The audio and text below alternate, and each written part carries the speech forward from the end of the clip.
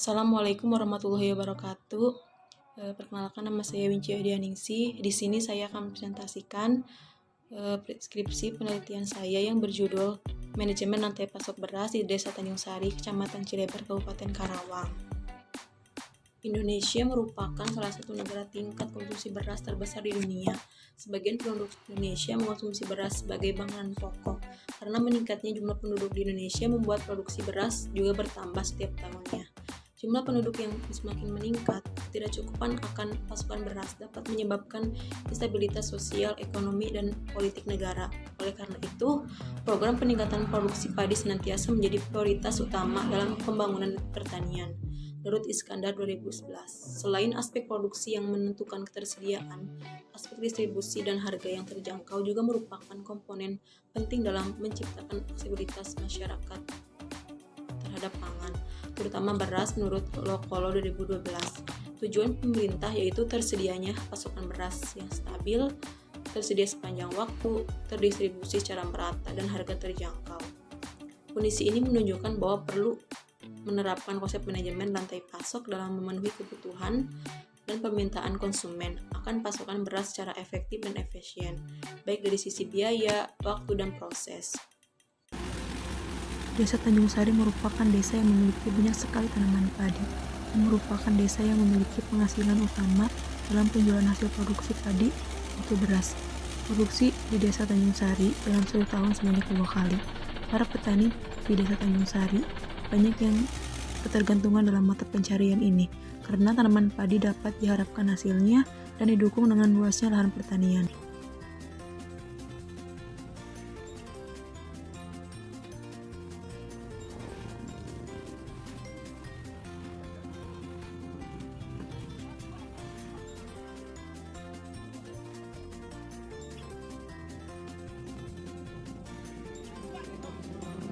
Berikut ini data luas lahan pertanian di Desa Tanjung Sari, Kecamatan Cilebar, Kabupaten Karawang pada tahun 2020. Tujuan penelitian ini yaitu untuk mengidentifikasi dan mengkaji tentang manajemen rantai pasok beras di Desa Tanjung Sari, Kecamatan Cilebar, Kabupaten Karawang.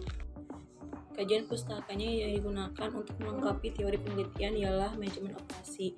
Menurut Heijer dan Render 2014, manajemen operasi merupakan serangkaian aktivitas yang menciptakan nilai dalam bentuk barang dan jasa dengan mengubah masukan menjadi hasil.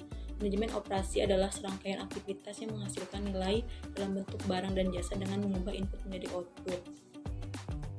Yang kedua ada manajemen rantai pasokan. Menurut Heijer dan Render, manajemen rantai pasokan adalah pengelolaan kegiatan yang bahan pengadaan dan jasa mentransformasikan menjadi barang setengah jadi dan produk akhir dan memberikan produk melalui sistem distribusi.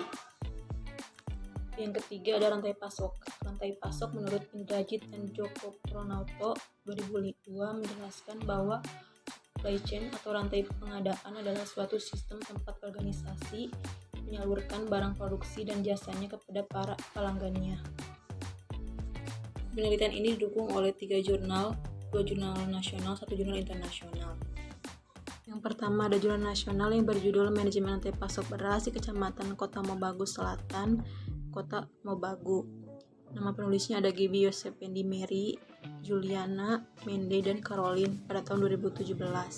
Hasil penelitian ini menunjukkan bahwa manajemen rantai pasok beras Kecamatan Kota Mobagu Selatan dimulai dari petani berupa gabah, kemudian didistribusikan kepada penggilingan padi. Aktivitas pengeringan, penggilingan, dan pengemasan dilakukan oleh penggilingan padi, kemudian dijual ke pedagang besar dan pedagang pengecer maupun konsumen akhir. Proses aktivitas dalam penerapan manajemen rantai pasok terbagi atas 3 aliran utama yang dikelola dengan baik, yaitu aliran barang atau produk, aliran keuangan, dan aliran informasi, sehingga produksi beras di setiap anggota rantai pasok selalu tersedia.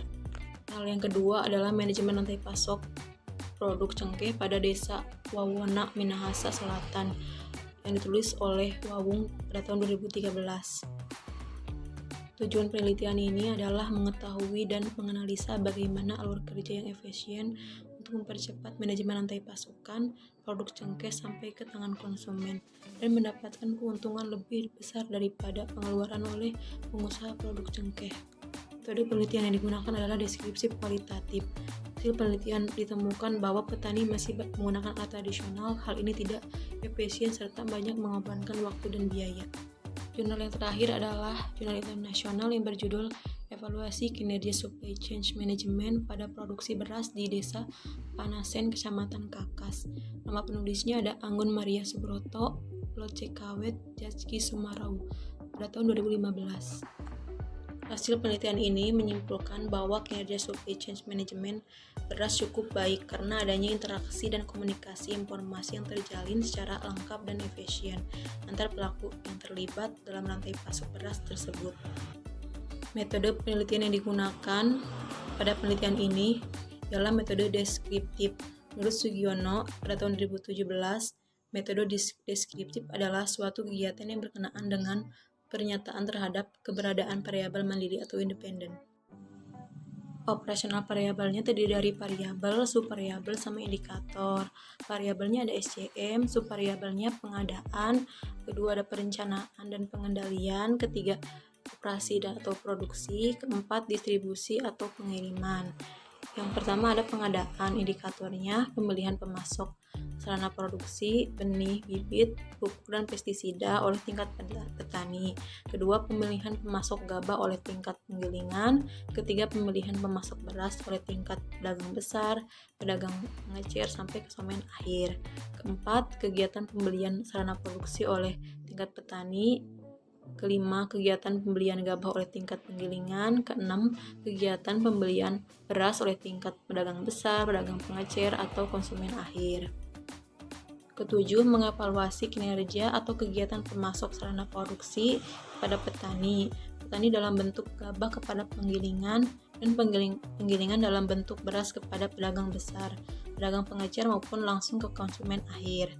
Kedelapan, membina dan memelihara hubungan kerjasama antar pemasok sarana produksi, pemasok gabah, dan pemasok beras. Subvariabel yang kedua ada perencanaan dan pengendalian. Yang pertama ada perencanaan kebutuhan sarana produksi sesuai dengan permintaan petani. Kedua, pengendalian persediaan pasokan gabah oleh petani akan permintaan dari tingkat penggilingan. Ketiga, perencanaan dan persediaan pasokan gabah dikaitkan dengan informasi tentang jumlah permintaan gabah dari tingkat penggilingan. Keempat, perencanaan kapasitas atau jumlah yang akan diproduksi di penggilingan yaitu gabah menjadi beras.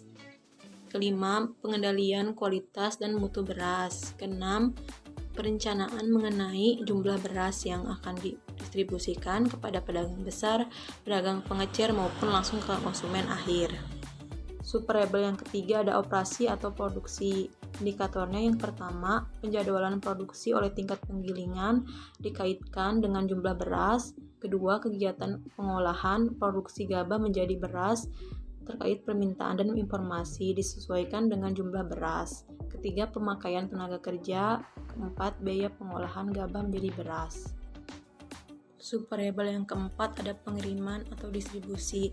Indikatornya yang pertama, perencanaan distribusi atau pengiriman beras kepada pedagang besar, pedagang pengecer maupun ke konsumen akhir sesuai dengan jumlah permintaan. Kedua, penjadwalan permintaan beras dari penggilingan kepada pedagang besar, pedagang pengecer maupun langsung ke konsumen akhir atau waktu dan ketepatan pengiriman. Ketiga, pengiriman pasokan beras sesuai dengan permintaan yang dibutuhkan. Yang keempat, ada biaya transportasi dari penggilingan kepada pedagang besar, pedagang pengecer maupun langsung ke konsumen akhir.